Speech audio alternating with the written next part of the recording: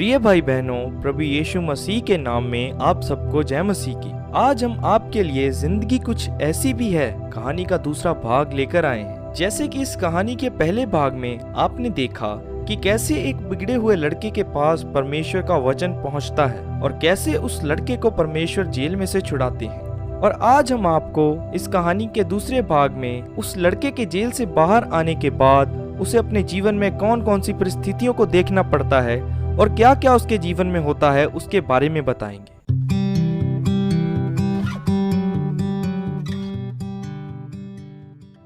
तो आइए हम शुरू करते हैं। उस लड़के के जेल से बाहर आने के बाद उसका अंकल उसे अपने घर ले जाता है। घर में वो लड़का, अंकल और उसका सारा परिवार बैठकर चाय नाश्ता करते हैं और परमेश्वर की बातें करते हैं और उस लड़के को परमेश्वर के महान प्यार के बारे में बताते हैं। उसे वो बताते हैं कि परमेश्वर का प्यार माँ के प्यार से भी गहरा है। जैसे कि यूहन्ना की पुस्तक उसके 3 अध्याय 16 वचन में लिखा है, परमेश्वर ने इस जगत से इतना प्यार किया कि उसने अपने इकलौते बेटे को दे दिया और जो कोई उस पर विश्वास करेगा वो नाश ना होगा बल्कि अनंत जीवन को पाएगा। उस लड़के को परमेश्वर की प्यार की बातें सुनकर बहुत ही अच्छा लगता है और उसके अंकल उसको पवित्र बाइबल दे देते हैं और कहते हैं, इसको तुम घर ले जाकर रोज पढ़ना और प्रार्थना में भी बने रहना।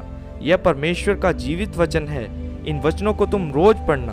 वो पवित्र बाइबल को लेकर अपने घर चला जाता है। घर पहुंचकर वो बैठता है और पवित्र बाइबल को खोलता है और उसको पढ़ना शुरू कर देता है। उसे परमेश्वर के वचनों को पढ़कर बहुत अच्छा लगता है और वो परमेश्वर से अपने किए हुए गुनाहों की माफी मांगता है, अर्थात पश्चाताप करता है। और वो कहता है, अब से मैं रोज इन वचनों को पढ़ूंगा और परमेश्वर के साथ संगति करूंगा, क्योंकि वो सचमुच मुझसे प्यार करता है और मुझे कभी अकेला ना छोड़ेगा। वो परमेश्वर से प्रार्थना करता है और फिर सो जाता है। अगले दिन वो जब घर से बाहर निकलता है तो उसे उसके वही बिगड़े हुए दोस्त मिलते हैं जिन्होंने उसका साथ नहीं दिया था और उसे जेल में अकेला छोड़ दिया था। उसके दोस्त उसे कहते हैं, तू कब जेल में से आया? चल हमारे साथ, हम सभी घूमने जाते हैं। वो लड़का उन्हें उनके साथ घूमने को इनकार कर देता है और उन्हें बताता है, मुझे जेल में से मेरे परमेश्वर ने छुड़ाया है और तुम लोग तो मेरा साथ छोड़ गए थे, लेकिन मेरा साथ मेरे परमेश्वर ने दिया।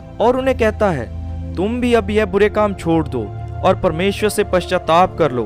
परमेश्वर सबको माफ करते हैं, वो सभी से प्यार करते हैं। उसके दोस्त उसकी बातों को अनसुना कर देते हैं और उसके पास से चले जाते हैं। लेकिन वो लड़का यह विश्वास करता है कि जैसे एक दिन मेरे पास परमेश्वर का वचन पहुंचा था, उस समय मैंने उस व्यक्ति की बात को अनसुना कर दिया, लेकिन बाद में वो परमेश्वर का वचन मेरे जीवन में फल लेके आया और उसे पूरा विश्वास होता है कि एक दिन उसके दोस्तों के जीवन में भी परमेश्वर का वचन ऐसे ही काम करेगा। और फिर कुछ दिनों बाद एक रात को वो परमेश्वर से प्रार्थना कर रहा था कि उससे परमेश्वर ने बात की और कहा, सुन मेरे बेटे, मैं तुम्हें अपने कामों में इस्तेमाल करूंगा और तू मेरे नाम का प्रचार करेगा कि कैसे तुम्हें तुम्हारे परमेश्वर ने जेल में से छुड़ाया। वो लड़का परमेश्वर की बात मानकर उसे पूरा करने की हर कोशिश करता है और उसे जो कोई भी मिलता है वो उन्हें परमेश्वर के बारे में बताता है। जिन जिनको वो जानता था, जो लोग उसके आसपास रहते थे, सभी में परमेश्वर के नाम का प्रचार करता है। उसे कभी कामयाबी मिलती थी और कभी कभी लोग उसकी बातों को अनसुना कर देते थे। वो उसके छुड़ाने वाले के नाम का प्रचार करना नहीं छोड़ता है, क्योंकि अब वो सुधर चुका था और वो पैसों से ज्यादा परमेश्वर को प्यार करने लगा था। फिर कुछ समय ऐसे ही बीतता जाता है और एक दिन उसे उसकी एक बहन का फोन कॉल आता है। वो लड़के की मुंह बोली बहन थी। वो उसको बताती है उसकी माँ बहुत ज्यादा बीमार है और अस्पताल में है और मुझे माँ का इलाज करवाने के लिए पैसों की बहुत जरूरत है। उस लड़के को यह खबर सुनकर बहुत ही बुरा लगता है और वो उसकी मदद करने का वायदा कर देता है, लेकिन उसके पास इतने ज्यादा पैसे नहीं होते और वह बहुत परेशान हो जाता है। उसे कुछ भी समझ नहीं आ रहा था कि वो क्या करे। उसने उन लोगों से मदद लेनी चाहिए जिन्हें वह जानता था, लेकिन उन्होंने उसकी कोई मदद ना की। उसने अपने दोस्तों से भी मदद लेनी चाहिए, लेकिन उसके दोस्तों ने उससे कहा, अब तू हमारे पास क्यों आया है? जिसने तुझे छुड़ाया है, जाकर उसी से मदद मांग। इस तरह उसकी किसी ने भी मदद ना की और वह थक हार कर बहुत ही दुखी हो गया और अब वो इसी सारी बातों में परमेश्वर के आगे प्रार्थना करनी भी भूल गया था। और आखिर में वह यह सोचता है, क्यों ना मैं पहले की तरह किसी को लूट लूं, इससे कुछ पैसे भी मिल जाएंगे और लड़की की माँ का इलाज भी हो जाएगा। रात होते ही वह अपनी बाइक निकालता है और वह अभी घर से बाहर ही निकला था कि उसका वही अंकल आ जाता है। उसका अंकल उससे पूछता है, कैसे हो बेटा, बहुत दिन हो गए, तुम हमारे घर ही नहीं आए, क्या सब कुछ ठीक चल रहा है? उसका अंकल उस लड़के की शक्ल पर चिंता को देखकर कहता है, तुम बहुत परेशान दिख रहे हो, क्या बात हुई है, तुम मुझे बता सकते हो बेटा? वो लड़का उसके अंकल की बातें सुनकर रो पड़ता है। उसका अंकल उसको घर के अंदर ले जाकर उससे कहता है, अब तुम मुझे बताओ कि क्या बात है।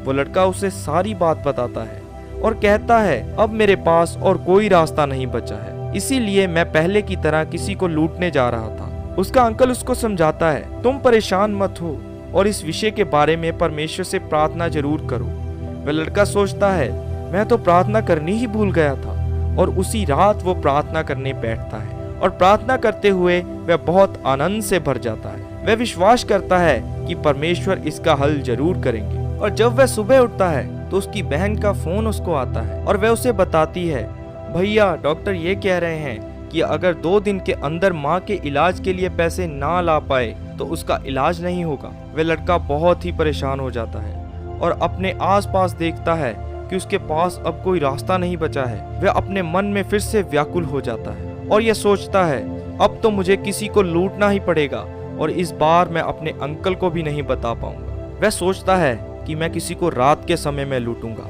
और रात होते ही वह अपने अंकल को बिना बताए अपनी बाइक लेकर निकल जाता है। वह रास्ते में जा रहा होता है कि वो पुलिस की जीप देखता है कि वो किसी लड़के को किसी के घर से चोरी करते हुए पकड़कर ले जा रही थी। उसके हाथ में हथकड़ी देखकर वह लड़का रो पड़ता है और वापस घर चला जाता है। घर जाकर वह लड़का बहुत रोता है और परमेश्वर से माफी मांगते हुए कहता है, हे प्रभु, मैं बहुत बड़ी गलती करने जा रहा था। जिस कामों से तूने मुझे आजाद किया है, मैं फिर से वही कामों में पड़ने जा रहा था। कृपा करके मुझे माफ कर, अब से मैं यह काम करने की जरा भी ना सोचूंगा। वह परमेश्वर से बात करता है कि उसकी बहन की माँ का इलाज प्रभु अब तू ही करा। परमेश्वर उससे फिर से बात करते हैं और उस लड़की के बारे में बताते हैं कि वह लड़की जहाँ पहले काम करती थी वो वहाँ से कुछ ना कुछ चोरी करके घर ले आती थी। परमेश्वर उससे कहते हैं, तू जाकर उससे पूछ और उसे बता कि वह अपने कामों से पश्चाताप करे तो उसकी माँ का इलाज मैं खुद करूंगा, उसको डॉक्टर की जरूरत भी नहीं पड़ेगी। वह लड़का प्रार्थना करने के बाद अपनी बहन को मिलने जाता है और उसे यह सब कुछ बता देता है जो परमेश्वर ने उस लड़की के बारे में उससे कहा था, और यह भी बताता है, अगर तुम उस सच्चे परमेश्वर से माफी मांगो तो वह जरूर तुम्हें माफ करेगा। वह लड़की उससे कहती है, हाँ ये बात सच है, मैं पहले किसी रेस्टोरेंट में काम किया करती थी और वहाँ से छोटी मोटी चीजें चोरी किया करती थी और घर लेकर आया करती थी, और इस बात का मेरी माँ को भी पता नहीं था, लेकिन अब हमारे घर के हालात बहुत ही बुरे हो चुके हैं। वह लड़का उसे समझाता है कि परमेश्वर का वचन निर्गमन की पुस्तक उसके 20 अध्याय उसके 15 और 17 वचन में बताता है, चोरी मत करना और तू किसी भी चीज का लालच मत करना। और अपने बारे में भी बताता है कि कैसे वो पहले एक बुरा इंसान हुआ करता था, उसने भी बहुत पाप किए थे, लेकिन परमेश्वर ने उसे माफ किया क्योंकि पापों से बड़ी परमेश्वर की दयालुता है। वह लड़की परमेश्वर से पश्चाताप करती है, उसके आगे प्रार्थना करती है, अर्थात अपनी हर एक गलतियों को परमेश्वर के आगे मान लेती है और उससे माफी मांगती है। परमेश्वर उसे माफ करते हैं और उसकी माँ को भी चंगा कर देते हैं। उसकी माँ बिना डॉक्टर के इलाज से ही चंगी हो जाती है। डॉक्टर्स बहुत ही हैरान होते हैं।